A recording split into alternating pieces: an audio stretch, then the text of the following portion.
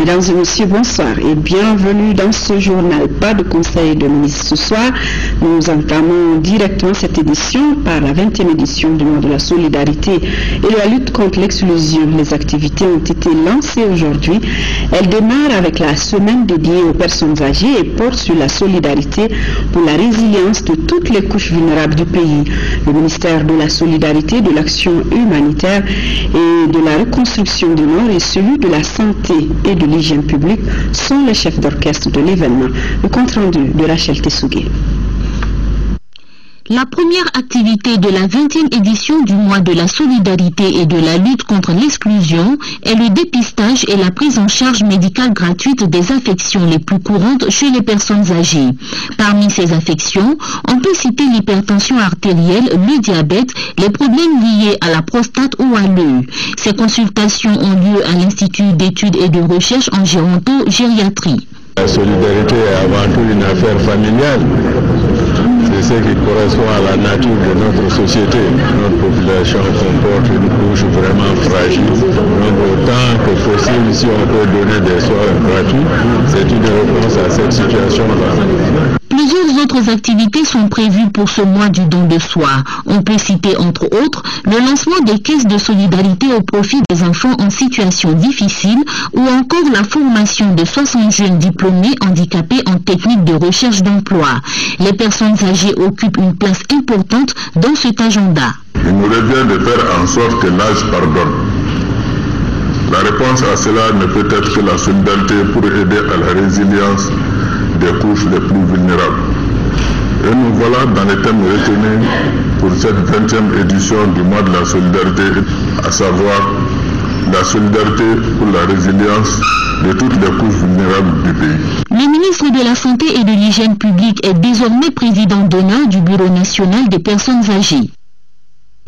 Lancement également du recensement administratif à caractère d'état civil RAVEC.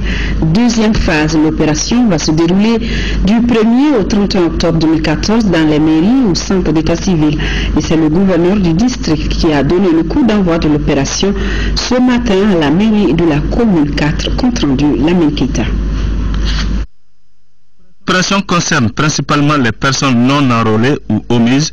Il s'agit également de corriger les erreurs pour les personnes déjà enrôlées. Il s'agit en fait de faire ce travail pendant ce mois. Et l'essentiel de ce travail se ramène au niveau majeur, plus d'1,7 million, aux omis, quelques 2 millions, et aux indéterminés. Et subsidiairement maintenant, toutes les autres erreurs matérielles qui entachent le travail initial. Comme vous pouvez l'imaginer, les attentes du pays restent immenses et quant au parachèvement satisfaisant du RAVEC. Dans la perspective des élections municipales, ces opérations vont aussi permettre d'actualiser le fichier électoral.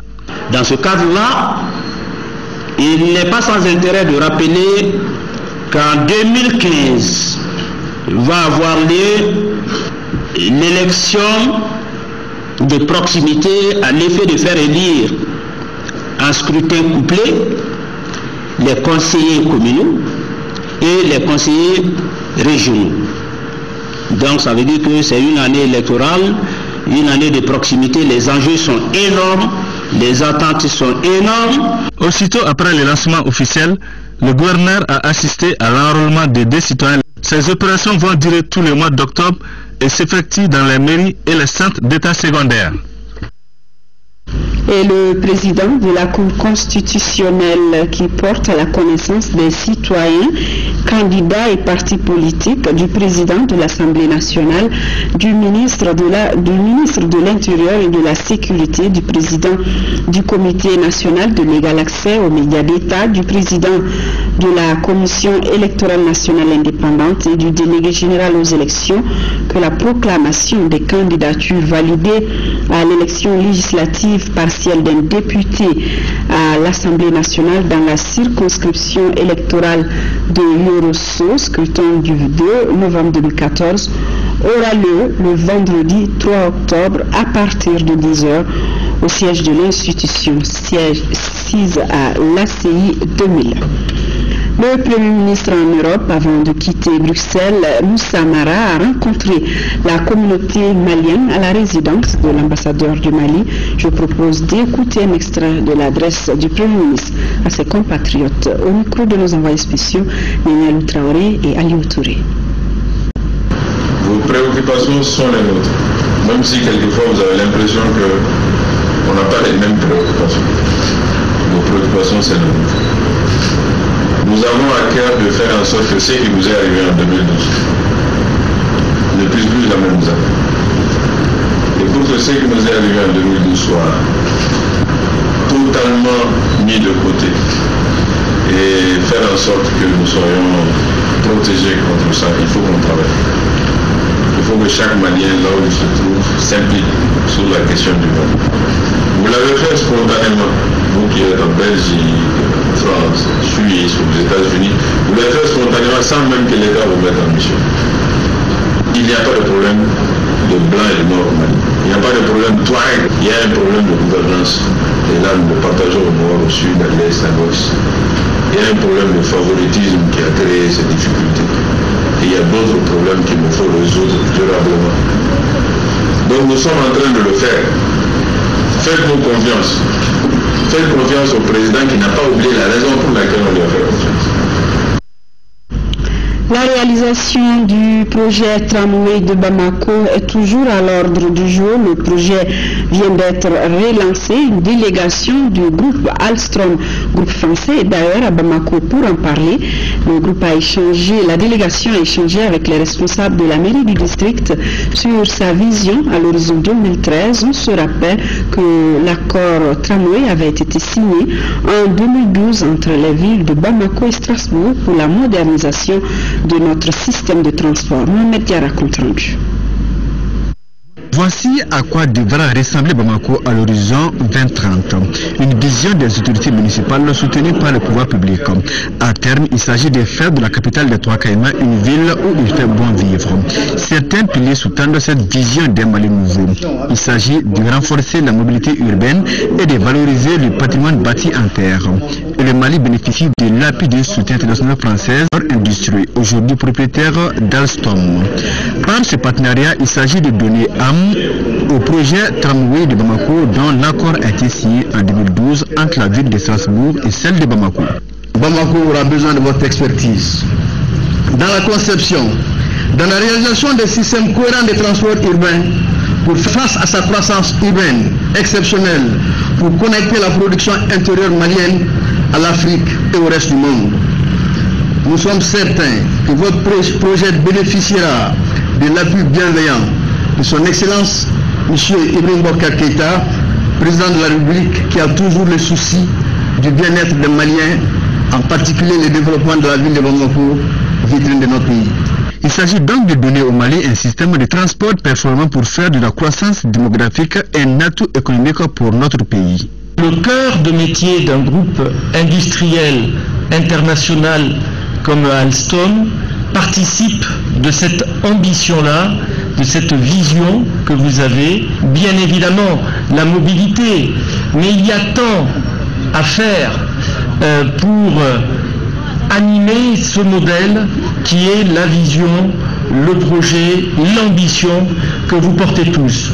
La réalisation du projet tramway ne vise pas à exclure les autres moyens de transport mixtes, tout au contraire. L'initiative, ça ne fait que saluer, c'est pour renforcer toujours les transports collectifs. Dans l'accompagnement de ce projet, le maire a été vraiment très clair là-dessus. Le projet est donc qualifié par les uns et les autres de réaliste. Le compte à rebours commence donc pour la mobilisation des ressources devant permettre sa réalisation d'ici l'horizon 2030. Vision donc à l'horizon 2030 de la ville de Bamako. 92 plaintes pour des affaires foncières, 34 pour des infractions criminelles et 29 concernant les accidents de la circulation. Telles sont les performances à mettre au crédit du tribunal de grande instance de la commune 1 du district de Bamako. Le procureur de la République, près ce tribunal, a voulu cette sortie pour partager avec la presse le nouveau visage de la juridiction. Le tribunal de grande instance de la commune 1 a vu sa compétence s'agrandir depuis 2011 avec l'adjonction des localités de Dialakorodji, Sangarebougou, Moribabougou et Ngawakoro droit, tous relevant administrativement du cercle de Kati, histoire de rapprocher la justice des justiciables. Depuis juillet dernier, un nouveau procureur a été nommé à la tête de cette juridiction, mettant du coup ce tribunal sous les feux des projecteurs. Je ne peux pas comprendre que des individus fassent la fortune sur le dos des paisibles citoyens. Et je dis que, en tant que procureur de la République pour le tribunal de grande instance de la commune 1, je vais sévir tant que mon souffle de vie le permettrait pour ce faire. De janvier à septembre 2014, le tribunal de grande instance de la commune 1 a enregistré 92 plaintes liées au foncier, 34 liées à des infractions criminelles et 29 autres relatives aux accidents de la circulation. J'ai surtout constaté dans un premier temps les turbulences foncières. J'ai aussi constaté les infractions criminelles. Je dis bien infractions criminelles. J'ai aussi constaté les cas d'infraction au code de la route. Mais les enquêtes sont en cours pour situer et déterminer les responsabilités à quelque niveau que ce soit. Depuis le mois de juillet, correspondant à la date d'arrivée du procureur, les plaintes ont connu une nette progression. Aussi, 90 personnes ont été placées sous mandat de dépôt, soit 43% des plaintes enregistrées. La télévision nationale séduit sans convaincre. Une étude vient de révéler que 90% des Bamakois la suivent, mais seulement 35% d'entre eux estiment qu'elle est crédible. La synthèse des résultats publiée cet après-midi même au CICB avec notre reporter Bourama Traoré. L'étude ainsi présentée est intitulée « J'aimerais bien être fier de l'ORTM ». Cette étude a essentiellement concerné le district de Bamako. 1400 personnes ont été interrogées sur les prestations de la télévision nationale. Il ressort de l'étude que 63% des Maliens regardent l'ORTM chaque jour. Et le journal télévisé attire 70% des personnes enquêtées. L'étude met en relief que 90% de la population de Bamako regarde ORTM. C'est quand même un pourcentage très considérable. Que 35% des spectateurs considèrent la chaîne crédible. 50% des spectateurs quand même considèrent que la chaîne devrait être plus indépendante. En somme, l'ORTM reste la chaîne la plus regardée au Mali. Les résultats de l'étude doivent donc contribuer à améliorer davantage les prestations de la télévision nationale. De façon précise, l'amélioration du programme afin de répondre aux attentes des téléspectateurs est un souci permanent de la direction générale de l'ORTM. C'est le lieu pour moi, Monsieur le ministre de la Communication, de vous réaffirmer au nom de tous mes collaborateurs, au nom de tous les agents de l'ORTM, notre ferme engagement à tirer tous les enseignements utiles de la présente étude afin que le j'aimerais bien être fier de l'ORTM puisse laisser la place à présent, je suis bien fier de l'ORTM. Ça, nous allons y arriver, Inch'Allah. Nous avons les atouts. La réalisation de l'étude est le fruit d'une collaboration entre l'organisation allemande MyCity, la Fondation Friedrich Ebert, le ministère allemand des Affaires étrangères et l'ORTM. Un partenariat dynamique dont le seul but est de donner une autre image à la télévision nationale. Nous apprécions les réformes envisagées pour l'ORTM afin de rendre la chaîne davantage intéressante pour les Maliens et de leur permettre d'être fiers et réagir adéquatement aux nouveaux défis. L'étude j'aimerais bien être fier de l'ORTM vient conforter la réforme engagée au niveau de la structure. Une réforme qui concerne notamment la formation du personnel et l'amélioration de la grille. Et le département de la communication s'est dit déterminé à réussir cette transformation de l'ORTM. Il faudra que nous ayons une grille qui reflète davantage le Mali, qui reflète sa diversité culturelle, sa diversité ethnique, qui ne soit pas une télé pour les Bamakois, mais une télé pour l'ensemble des Maliens, où qu'ils soient. Une télé où on fait la place au débat, une télé où on laisse toutes les sensibilités du pays s'exprimer, quelles qu'elles soient, Parce que, encore une fois, le RTM, c'est la télévision de tous les Maliens. Une télé, on pourra avoir des talk-shows, des divertissements, davantage de sport. Une télé où les Maliens se retrouveront. Une télé qui soit le véritable miroir de nos sociétés. La présentation de l'étude J'aimerais bien être fier de l'ORTM a été suivie de questions et réponses, une occasion pour les auteurs de l'étude de donner le maximum d'informations sur le document. En 5e région, le Conseil local de la jeunesse de Douanza et la CAFO locale viennent d'organiser une marche de soutien en faveur de l'unicité du Mali. Le compte rendu depuis Mopti de Marie-Ibrahim Touré.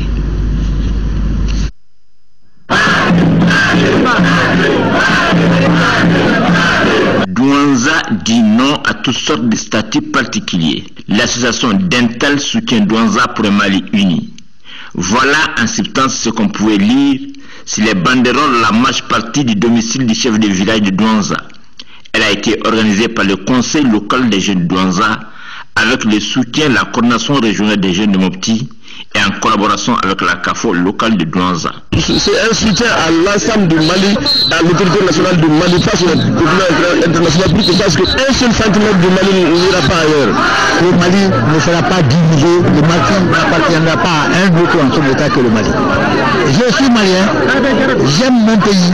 La présidente de la CAFO, les représentants de la communauté tamashek et les présidents de la coordination locale des jeunes de Douanza se sont tous exprimés sur cette individualité du Mali.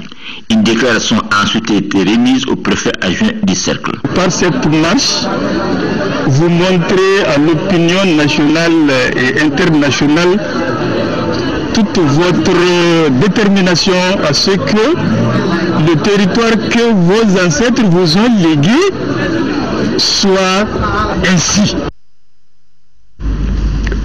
Et le marché de moutons à quelques jours de la fête de Tabaski se caractérise par une situation inédite. Le marché est bien fourni, mais les clients se font rares. Disons que ce sont les béliers qui cherchent clients. Une de nos équipes, conduite par Garibou Pérou, a fait le tour des marchés. Le compte rendu. Malik Toubou était vendeur de moutons. Il est bien connu ici au parc à bétail de Niamana. Les prix des béliers, selon lui, varient entre 25 à 500 000 francs CFA. Ces deux moutons coûtent chacun 350 000 francs. Et les deux autres coûtent aussi chacun 275 000 francs. Ce petit bélier coûte 35 000 francs.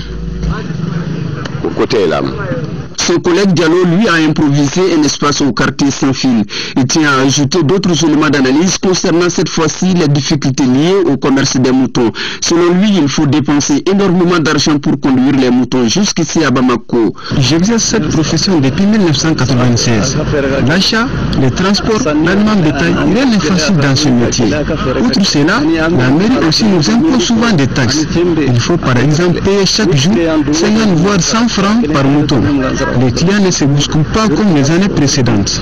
À quelques mètres de Mohamed se trouve Adama Sangaré. Ils vendent la nourriture pour moutons. Sangaré fait une recette journalière acceptable dans ses petits métiers. Mon métier, c'est la vente d'herbe. J'achète un sac à 500 francs et je peux le revendre à 750 voire 1000 francs. C'est vrai, les conditions économiques pèsent sur les marchés. Mais je gagne quand même 15 000 à 20 000 francs par jour. Les clients jugent les prix des moutons excessifs par rapport à leur bourse. Ils arrivent à s'entendre difficilement avec les vendeurs sur les prix des moutons. Il faut des heures de négociation. Je trouve que les moutons là c'est trop cher. Parce que nous on vient d'acheter 9 moutons tout à l'heure, là ça nous a coûté à peu près 650 000. Donc l'unité ça doit être à peu près 70 000. Je vois qu'il y a beaucoup de moutons mais c'est cher en fait, c'est très cher. Les vendeurs affirment que la situation du marché comparée à l'année précédente est paralysée faute de clients. Malgré qu'on voit les béliers dans les rues de Bamako, les vendeurs restent imperturbables car, dit-il, cette faible affluence des clients ne présente rien de nouveau. Les Bamakois, comme à l'accoutumée, préfèrent attendre la veille même de la fête pour acheter leurs moutons. Inauguration commune 3 du centre de formation coupe, couture et broderie réalisé à hauteur de plus de 20 millions de nos francs. Ce nouveau centre a aussi bénéficié de l'appui du gouvernement chinois côté équipement. La cérémonie a été mise à profit pour remettre un important lot d'équipements à la chambre de métier de la commune 3. Alpha Méga compte rendu.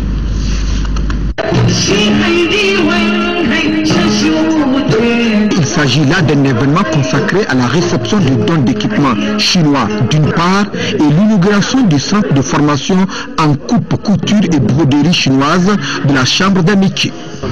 Composé de machines à coudre et à broder, des tableaux de dessin, tables de coupe et de tous les accessoires pour la couture et la broderie. Ces équipements doivent permettre d'équiper convenablement le centre. À raison de la qualité et de la diversité de ces équipements, nous disposerons d'un centre de référence. Ainsi, pour l'économie locale, il faut améliorer la productivité afin de produire en quantité et en qualité. En raison de la faiblesse des ressources et de l'immensité des besoins, la mutualisation des équipements est apparue comme la solution la mieux appropriée. Il est un maillon de la longue chaîne de solidarité Mali-Chine qui a fait des preuves dès les premières heures de notre indépendance. Mais notre coopération ne se limite pas de là. Nous tenons toujours compte des soucis du Mali dans la création d'emplois et le renforcement de la capacité et soutenons les projets en la matière. Comme l'appétit vient en mangeant du thon, les bénéficiaires ont saisi l'occasion pour afficher des ambitions pour plus d'épanouissement de l'artisanat malien. Notre souci constant étant la satisfaction des besoins des artisans et des consommateurs, la réalisation de l'extension du centre de ressources et la formation des formateurs constituent nos principales préoccupations. L'artisanat est un facteur économique d'importance pour le pays, mais le seul identifiant pour un artisan, c'est la carte professionnelle. 200 familles déplacées du nord de notre pays à Bamako ont reçu 200 moutons et une importante quantité de riz de la part du Croissant Rouge iranien. Le don a été réceptionné et distribué par la Croix-Rouge malienne. Abdelrahman Mega. À travers ces dons, le Croissant Rouge iranien vole au secours de 200 familles déplacées suite aux événements récents survenus dans les régions nord du pays. Il se compose de 200 moutons et 2 tonnes de riz pour redonner le sourire à ces familles démunies lors de la Tabaski. C'est une donation du Croissant Rouge iranien à l'endroit de la Croix du Mali d'un montant de 25 millions répartis comme suit: 20 millions pour une opération appelée opération Tabaski, à savoir pour la remise d'un mouton et de 20 kg de riz à 200 familles, et 5 millions pour des activités de riposte contre la fièvre hémorragique à virus Ebola. En s'inscrivant dans le cadre du mois de la solidarité et de la lutte contre la pauvreté, la présente offre témoigne de l'exemplarité des relations de coopération entre le Mali et la République islamique d'Iran. Avec cette remise, le Croissant Rouge iranien et la Croix-Rouge malienne renforcent ainsi les liens de collaboration entre Bamako et Téhéran. L'un des symboles forts qui caractérise la coopération entre la République islamique d'Iran et les pays africains en général et le Mali en particulier est dans la solidarité et l'estime réciproque, et nous ambitionnons raffermir davantage ce lien pour le bénéfice mutuel de nos deux peuples. Après avoir remercié le Croissant Rouge iranien pour cette action de solidarité, le directeur national du développement social a invité les donateurs à perpétuer tout en renforçant ces genres d'initiatives en faveur de nos couches défavorisées. Comment améliorer la vente du coton bio équitable dans notre pays? La question est au centre d'un atelier international qui se déroule ici, dans notre capitale, burkinabé. Béninois et Maliens doivent trouver des stratégies appropriées pour sortir la filière coton biologique des difficultés. L'atelier est initié par le mouvement biologique malien. Boubacar Sissoko. Cet atelier se tient pour s'inspirer des expériences des pays de la sous-région comme le Burkina Faso et le Bénin en matière de commercialisation du coton biologique équitable. C'est d'abord d'identifier les acheteurs et les clients de coton bio équitable, et par rapport à ça, on voit leurs demandes et on place cela sur le marché. C'est en 2012, avec l'avènement de la crise, que le Bénin a remis toute nationale à la Sonapa, c'est une société d'État qui a commencé à gérer et les autres structures sont retirées. La filière du coton bio équitable est confrontée à plusieurs difficultés au Mali, notamment la mévente. Le coton bio n'a pas de rendement. C'est à peu près de 150 kg à 500 kg. Donc si ce n'est pas vendu au bio, ça veut dire que ceux qui vont produire, ils vont perdre. Donc c'est ça, il faut être stratégique. C'est pourquoi on est en train de faire cet atelier, comme on fait le coton bio à Bénin, à Burkina Faso, voir ensemble comment on peut trouver un accord sur la production et la commercialisation ensemble. La compagnie malienne de textiles CNDT est prête à mutualiser ses efforts avec ceux des producteurs de coton bio équitable pour soutenir leurs efforts. Le marché mondial est exigeant et réclame toujours plus de qualité. Il appartient donc à tous et à vous producteurs en premier lieu de satisfaire telle exigence de qualité. En matière de commercialisation, la CNDT est prête à accompagner les évolutions. Les perspectives ne manquent pas pour l'épanouissement de la filière coton biologique équitable. Le gouvernement malien entend jouer toute sa partition dans ce cadre. J'affirme ici la difficulté du département à accompagner l'initiative des producteurs à travers un partenariat soutenu entre le mouvement et la CNDT. Le mouvement biologique malien se bat donc pour surmonter ce problème de mévente du coton biologique. Et c'est la fin des saisons des pluies, bientôt les récoltes. Pour faire face à la problématique de repiquage de riz dans les zones office du Niger, 2 types de machines repiqueuses ont été présentées aux techniciens de l'office. 1 hectare de riz en 4 heures. C'est la performance de chaque appareil. Kandesila. Des machines à repiquer le riz. L'Office du Niger en a besoin dans ses zones de production, car le problème de main-d'œuvre exclusivement féminine se pose avec acuité.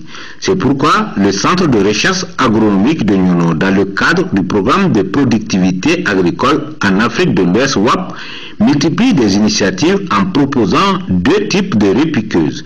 L'objectif majeur est de voir comment alléger la tâche des femmes, le dur labeur des petites filles et améliorer la scolarisation des filles.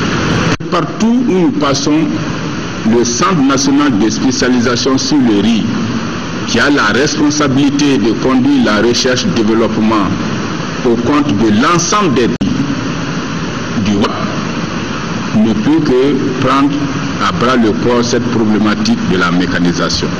Les 2 types de machines présentées au cours d'une rencontre, suivies de démonstrations dans les parcelles, sont des machines importées mais adaptées aux conditions d'usage. La première machine repique sur 4 lignes et la seconde est une repiqueuse tricycle à 6 lignes. Pour repiquer 1 hectare de riz, il faut à peu près 8 à 12 personnes par hectare et par jour.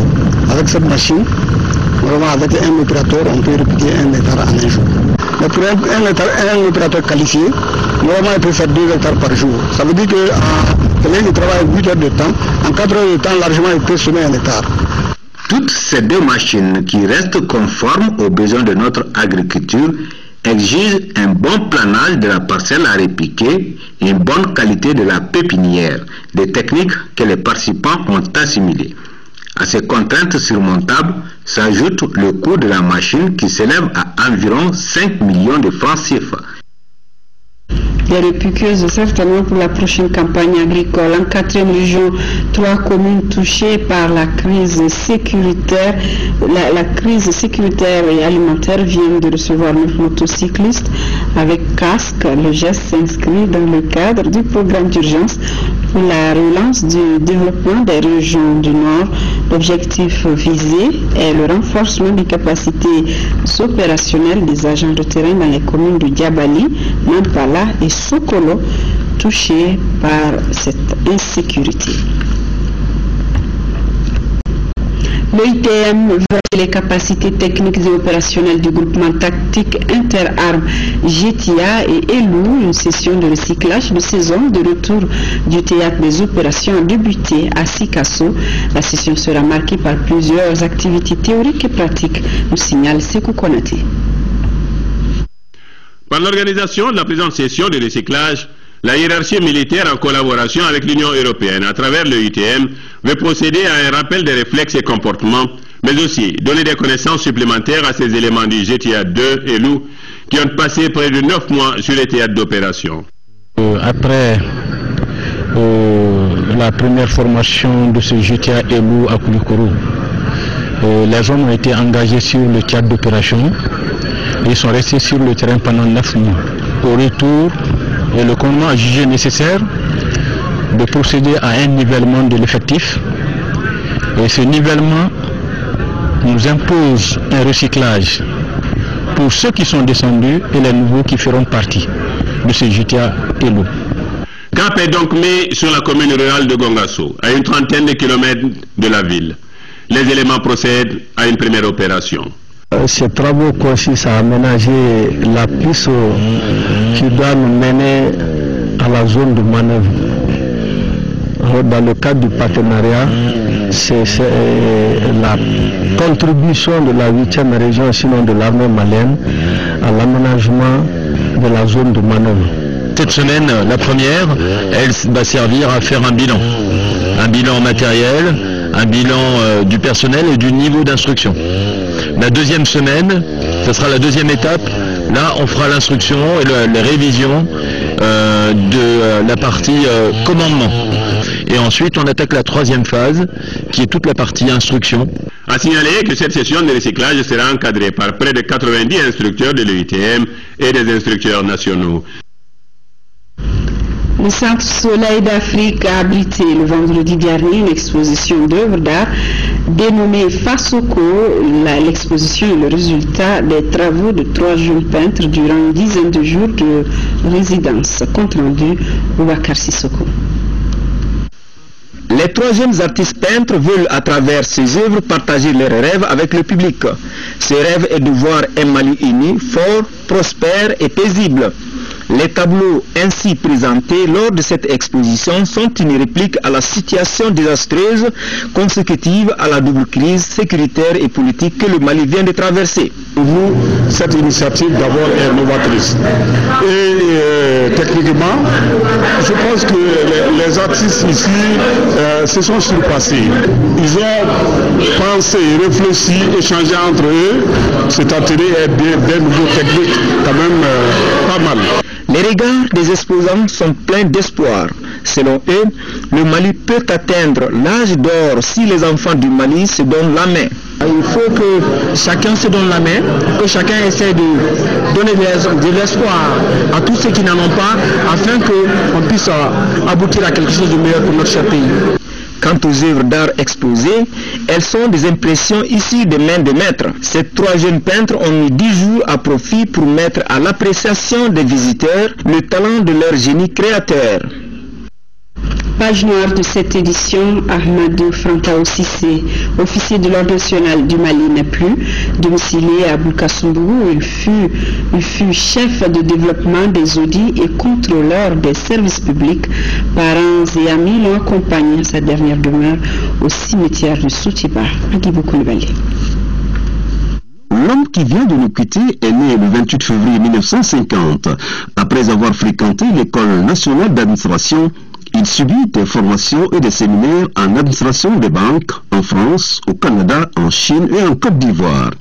Ahmadou Frantao Sissé a occupé plusieurs postes, entre autres directeur administratif et financier du projet Mali Livestan 2 de 1978 à 1989, directeur administratif et financier du projet de développement de l'élevage au Sahel occidental Prodeso de 1980 à 1989, secrétaire agent comptable de l'ambassade du Mali à Beijing, République populaire de Chine, de 1989 à 1991, et chef de développement des audits de 2002 à 2012. Patriote engagé, homme de conviction, intègre et loyal, Ahmadou Frantao Sissé avait un sens élevé du devoir accompli. Moi je retiens de l'homme un homme qui est très affable, un homme qui est très social, un rassembleur. Il a été pour moi une référence, un guide, un ami. Un ami qui sait entretenir les relations solides, fidèles et loyales dans ses relations. Avec son décès, Mali perd un des spécialistes de la comptabilité métier. Donc c'est vraiment un homme honnête, un homme sérieux, un homme dévoué pour la cause nationale. Donc qui a travaillé avec moi depuis des décennies. Donc je n'ai jamais eu vraiment à lui trouver un défaut. Il a tout travaillé dans l'honnêteté, dans le travail bien fait. Ahmadou Fronto Cissé laisse derrière lui 2 veuves et 8 enfants inconsolables. Paix à son âme, fin de cette édition. Je vous retrouve demain, s'il plaît à Dieu, à 18h. Merci d'avoir été des nôtres.